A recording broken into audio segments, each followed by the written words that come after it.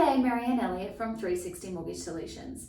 So today I wanted to jump on and have a chat to you about what is covered during an appointment with your mortgage broker.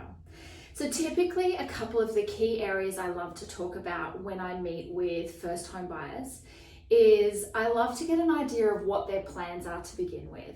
So it's really important for me to have a good understanding around the type of client I have in front of me and whether they will be benefited by particular grants that are in the market at the moment, or whether they're looking at existing properties, if there's going to be guarantor support, various things like that help to guide the rest of the appointment. In addition to that, without question, some of the other things we look at is the deposit amount you need.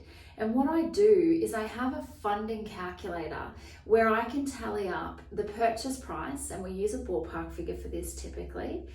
And then we work out if this was the ballpark figure you were buying for, what are all the other costs involved?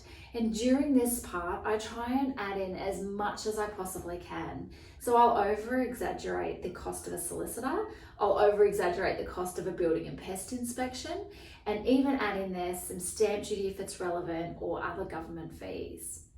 So once we've worked out all the funds we need available, we can then take away the deposit that you have. So assuming you're not using a guarantor, then we would take away all the savings that you've got and ideally leave you with a little bit of a buffer depending on how much savings you have available. And that leaves us with the loan amount, which is really important because the loan amount is going to help us determine whether the person in front of me, so yourself, can afford the mortgage repayments. And in the market that we're sitting in at the moment, where interest rates are trending up and apparently are going to continue to do so for some time, it is paramount that you can afford not just what the repayments are today, but into the future. So once we've looked at that, I then have a chat with the client about how much they can afford to repay. And one of the best ways to work this out is we have a look at what rent you're currently paying and add on your savings plan that you're putting aside. So the rent plus your current savings added together is typically around the ballpark figure that most people are comfortable to repay. Ideally, it's a little bit less, but it gives you a good idea. So then we look at mortgage repayments. And when I'm looking at mortgage repayments, I'll bring up a filter of all different banks and lenders on my panel. And typically I'll pick what I consider a slightly higher interest rate. And the reason I pick the higher one is not because I'm going to recommend you pay more interest if you don't have to. As I said before, the interest rates are trending up.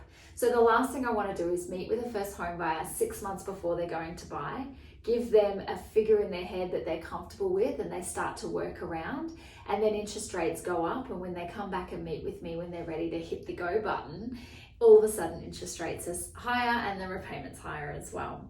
So I try and do worst case scenario as best as humanly possible. The other thing we like to finish on is to talk about your current needs and any questions that you have, as well as options that are available to you. So sometimes in an appointment with a client, I look at 6 different options that may include guarantor support, may include government grants, both multiple government grants or just one government grant. And I'll also look at if they were to do it on their own with a very little deposit, whereas if they were to do it on their own with much higher deposit.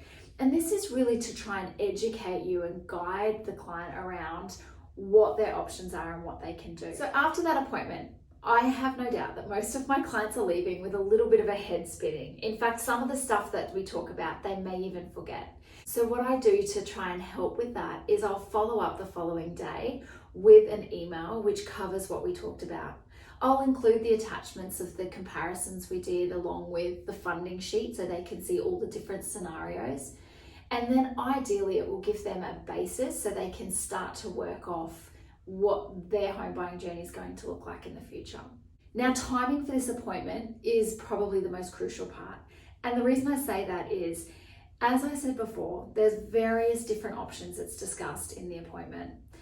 And that's why it's really important to meet with a mortgage broker at least 6 months before you're ready to hit the go button on your home buying journey. That 6 months will give you time to start considering the options and thinking about what you want to do. And more importantly, it's going to give you the time to prepare. So you can start to work out how much will your mortgage repayments be and how much you're currently putting aside, and does that need to change? What does your credit file look like?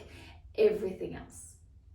So to help you work out where you are in your home buying journey, I have a free questionnaire that you can download a copy of to work out, are you ready to meet with a mortgage broker now, in 6 months, 3 weeks ago? And then you can start to put some plans in place with what you're going to do.